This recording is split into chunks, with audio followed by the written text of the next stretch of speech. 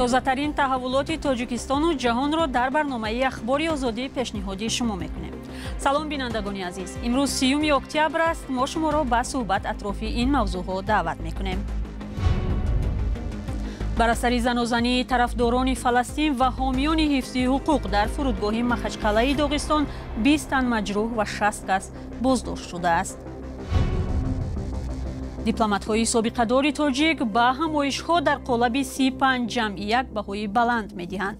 نماینده مخالف به این ارزیابی موافق نیست. 5+1 با آمریکا، اروپا و روسیه باشد برای تاجیکستان و جز نشست به خاطر نشست چیز دیگری نیستند. و 10 آموزگار زبان انگلیسی در همایش در دوشنبه استفاده از شیوه‌های نوی تعلیم این زبان را بررسی کردند. یگان نوار رو نشان بدیم، یگان مثلا فعالیتی که خیلی اینتراکتیوی است بود نشان دهیم. روز یکشنبه یک هواپیمایی که از اسرائیل آمده در مخچقلعه جمهوری داغستان فرود آمد به ازدحام اعتراضگران روبرو شد. جمع آمدگان به داخل فرودگاه و بعداً به خط پرواز و نشست هواپیماها در آمده با حامیان حفظ حقوق و ترتیبات دست به گریبان شدند. در نتیجه 20 کس جراحت برداشت. وضع 2 زخمی جدی ارزیابی می شود. وزارت کارهای خارجه اسرائیل از روسیه تقاضا کرد که امنیت اسرائیلی ها و یهودیان را تامین کند. کرمل اصرار می‌ورزد که بی‌ترتیبی ها با دخالت نیروهای خارجی رخ داده است. شهلای گلخوجه گزارش می‌دهد. بنا به اطلاع وزارت تندرستی داغستان در پی بی‌ترتیبی‌های عمومی در فرودگاه مخچقلعه بیش از 20 نفر مجروح شده و 2 کس در حالت وزنی قرار دارند. صحیفه بعض در تلگرام خبر داد که در زنازنی ازدحام جمع آمده و پلیس حدود 9 کارمند انتظامی جراحت برداشته است. فرودگاه تا 6 نوامبر بسته میماند. صدها نفر شام یکشنبه فرودگاه مخچقلعه را با پرچم فلسطین و شعارهای ضد اسرائیل غصب کردند. اعتراضگران بعد نشر اعلان و دعوت در شبکه تلگرام در اینجا جمع آمدند. آن شام در فرودگاه هواپیمایی با مسافران از اسرائیل فرود آمده بود. مسافران قریب تا صبح از هواپیما بیرون نشدند. Говорит командир, сейчас в данный момент протестующие уже находятся под нашим самолетом. Открывать дверь в данный момент небезопасно, поэтому оставайтесь, пожалуйста, на своих местах, пристегнутыми ремнями до решения проблем со стороны правоохранительных органов. ازدحام خشمگین تا خط پرواز فرودگاه وارد شده مسافران از اسرائیل را جستجو می‌کردند. ماموران عمان هم به جای حادثه حاضر شدند ولی پراکنده کردن اعتراضگران آسان نبود. مردم به بی‌ترتیبی دست زده گروه وارد یک هواپیمای خالی گردیدند. ساکنان در جستجوی مسافران یهودی اتوبوس و ماشین‌های اطراف فرودگاه را تفتیش می‌کردند. آنها از جمله شناسنامه و تلفن یک فردی را که خود را ازبک معرفی کرد گرفتند. Узбек, я не знаю узбекский, я родился уже в Смоленске. Смотрите, что мимо нас не прошли! بعد بیرون کردن اعتراضگران از خط پرواز آنها با سنگ و شیشه به پلیس حمله نمودند. چند بار صدای تیرپرانی هم شنیده شد. با وجود اعلان مقامات درباره خالی شدن فرودگاه از اعتراضگران در شبکه تلگرام نوار بی‌ترتیبی ها در میدان خط پرواز فرودگاه نشر می شدند. نزدیکی های صبح رسانه ها خبر دادند که اکثر جمع آمده ها فرودگاه را ترک کردند. کمیته تفتیشاتی برای بی‌ترتیبی نسبت گروه از ساکنان پرونده جنایتی باز کرده است. پلیس داغستان خبر داده است که شخصیت 150 اشتراکچی فعالیت بی‌ترتیبی شناسایی و 60 تن از آنها بازداشت شدند. سال روان در داخل و خارج از تاجیکستان چندین همایش و نشست‌ها در قالب 35 جمع 1 برگزار شد. برخی از کارشناسان این را چون افزایش توجه ابرقدرت‌ها به کشورهای آسیای مرکزی معنی داد کردند. اما همایش و نشست‌ها در این فرمت برای این کشورها و تاجیکستان چی می‌دهد و تا کجا آن در رشد روابط کمک می‌کند؟ در یک نشست در دوشنبه اخیراً سابقه‌داران عرصه دیپلماتیا و تحلیلگران دورنمای همایش‌ها در قالب 35 جمع 1 را بررسی کردند. برات یوسفی جزئیاتی بیشتر دارد.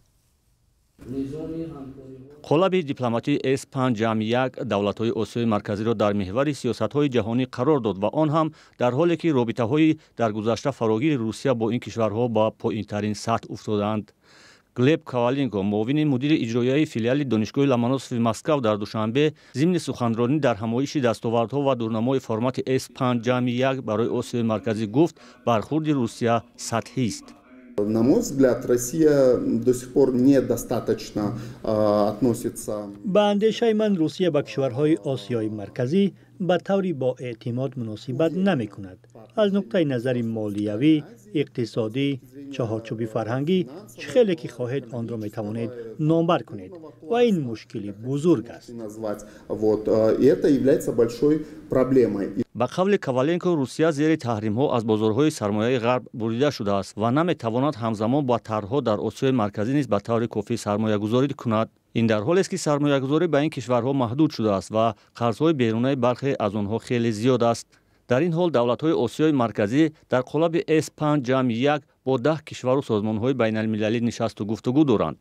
Эркинхон Раҳматуллоев, сафири пешини Тоҷикистон дар Иттиҳоди Аврупо ва мушовири собиқи президенти Тоҷикистон дар умури байналмилалӣ бар ин аст, ки ҳамаи он кишвару созмонҳо дар минтақа манфиати худро доранд ва Тоҷикистон низ бояд аз ин қолаб талош кунад манфиатҳои бештари худро бардорад.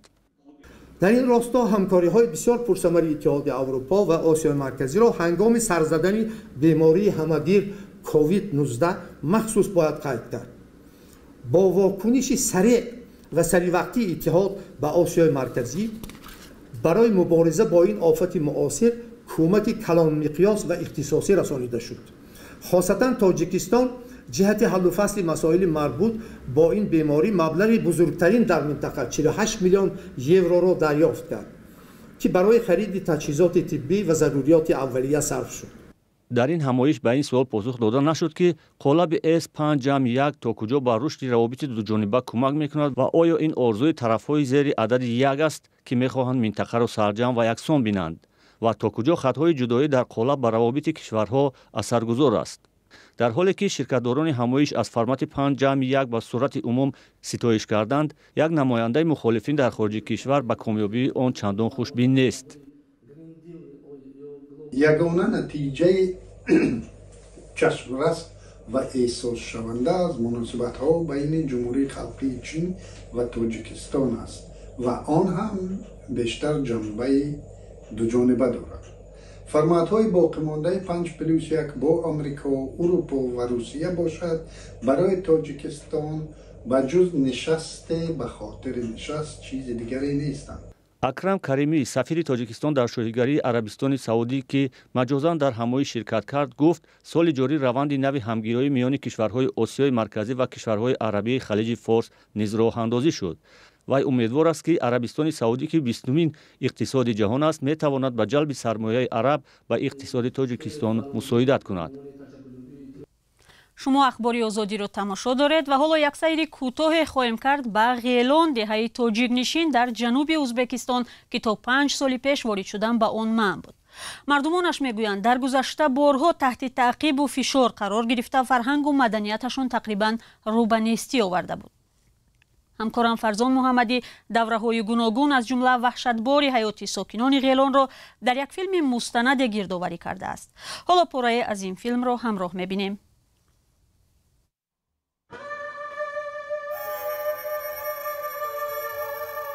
همینجا قشلاق ما یکم ده همینجا آدچار افغان قتل کردن. بعد از قتل کردن قشلاق علامانده قتل عام اعلان کردن. 2 ساعت تمام کرد. در 2 ساعت از 300 خاندان قشلاق ما 150 خاندان علام ماندن، پراندن. مادری و یکی پران این کودکی که در گهواره بود چند ساعت شیر مادری مرده مکیدگی. جدا هم گشنگی تشنگی عذاب میدهد. آن همه از دست مغولا گرخته آمده که همینجا زندگی کردی، بلکه مانم همه خیلی طور میبود که مانم همه خیلی آمده من تا حالا در همین جا زنده کرده ایستادگی. غیلانم هر کفی خاکت عبادتگاه من،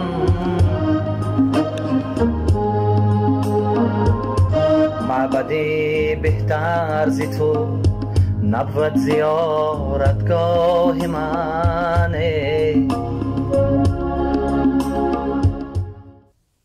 бинандагони азиз, шакли пурраи достони зиндагии соткинони тоҷиктабори ғелонро ки ҳоло шуморашон ба 6000 нафар мерасад, рӯзҳои наздик метавонед дар вебсайт ва саҳфаҳои дигари радиои озодӣ тамошо кунед. барномаро идома медиҳем. Забони англисӣ бояд бо чӣ шева омӯзонида шавад то дар як фурсати кӯтоҳ кас тавонад ба натиҷаи дилхоҳ бирасад? ҳоло бархе аз омӯзгорони ҷавони ин забон дарсҳои худро дар шабакаҳои иҷтимоӣ ба роҳ мондаанд. дар зимн ахиран даҳҳо донандаи забони англисӣ дар ҳамоише дар душанбе ҷамъ омада роҳҳои ҷолибу нави таълимро баҳс карданд. як мавзӯи нигаронкунанда барои бархе аз муаллимон таъсири ҳуши маснуӣ бар раванди омӯзиши забони англисӣ будааст. нигораи фазлиддин тафсилот дорад. беш аз 60 муаллими забони англисӣ аз манотиқи мухталифи Тоҷикистон барои конфронси англисӣ бидуни марз гирди ҳам омаданд.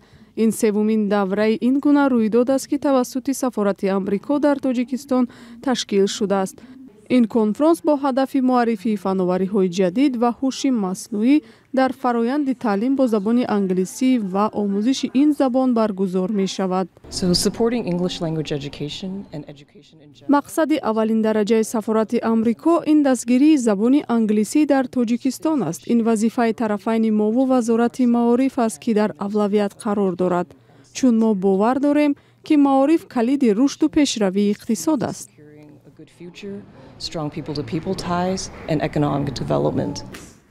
аксари иштирокдорони ин ҳамоиш хатмкардаи барномаи амрикоии забонӣ барои омӯзгорон ҳастанд. онҳо дар бораи мушкилот дар раванди таълим бо мутахассисони минтақавӣ ва амрикоӣ табодули назар мекунанд. бахтиёр давлатмуродов тӯли 10 сол аст ки аз забони англисӣ дарс медиҳад. ӯ мегӯяд мушкили асосие ки ҳоло дар омӯзиши забони англисӣ мавҷуд аст, ин надонистани тадриси ҳозиразамон аст. муаллимон хеле кӯшиш мекунанд, лекин асри 21 аст ва бояд албатта аз амин имконатҳо технология истифода шавад. махсусан дар омӯзиши забони англисӣ ягон наворо нишон битем, ягон масалан фаъолияте ки хеле интерактиви аст бод нишон тем. олимҷон ҷураев иштирокдори дигари ин ҳамоиш блогер аст. олимҷон дарсҳои англисии худро куллан тариқи онлайнӣ ба роҳ мондааст. вай бовар дорад бо ин тариқ метавонад хоҳишмандони ҳарчи бештарро ҳавасманд гардонад. албатта ки имрӯзҳо истифодаи технологияҳои навин дар соҳаи омӯзиши забони англисӣ равнақ ёфта истодааст ва мо вақте ки масалан муаллим мегӯем, асосан дар зеҳни мо чӣ мебиёд? Масалан як муаллим дар назди ягон тахтаи синф истодагию бо як ҳамун маркер ё ин ки бо як бур, бо як қисми бур. албатта ки ин гӯем ҳамун сурате аст ки мо метавонем солҳои 1980 ё ки 1970 бинем ки муаллим чӣ гуна сурат дорад. ва албатта ки бо пешрафти замон ин чизҳо ҳам иваз шуда истодаанд ва истифодаи технологияи навин бениҳоят назаррас дида мешавад имрӯзҳо дар соҳаи омӯзиши махсус забони англисӣ.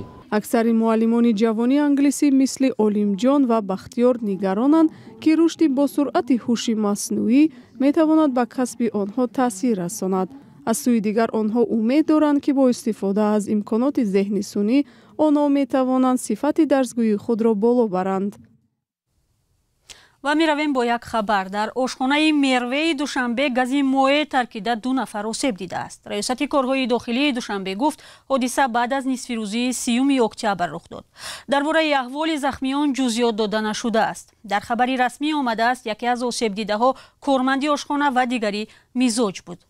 мақомот мегӯянд дар ин ҳодиса як мошини лексус ҳам зарар дидааст. полиси душанбе гуфт ҳодисаро таҳқиқ дорад. ошхонаи мерве барои мизоҷон хӯрокҳои туркӣ пешниҳод мекунад. соли 2009 ва 2018 низ дар ошхона сӯхтор сар зада буд. ва бинандагони азиз, дар ҳамин ҷо барномаро ба поён мебарем. сипос ки то ин лаҳзаҳо бо мо будед. хабарҳои дигарро ҳамеша метавонед аз сомонаи радиои озодӣ ва саҳфаҳои мо дар фейсбуку, инстаграм, тиктоку, телеграм ва ютубу одноклассники пайдо кунед. агар шумо низ шоҳиди ҳодисае шудед, лутфан ба мо тамос гиред. худро эҳтиёт кунед ва худо нигаҳдори шумо.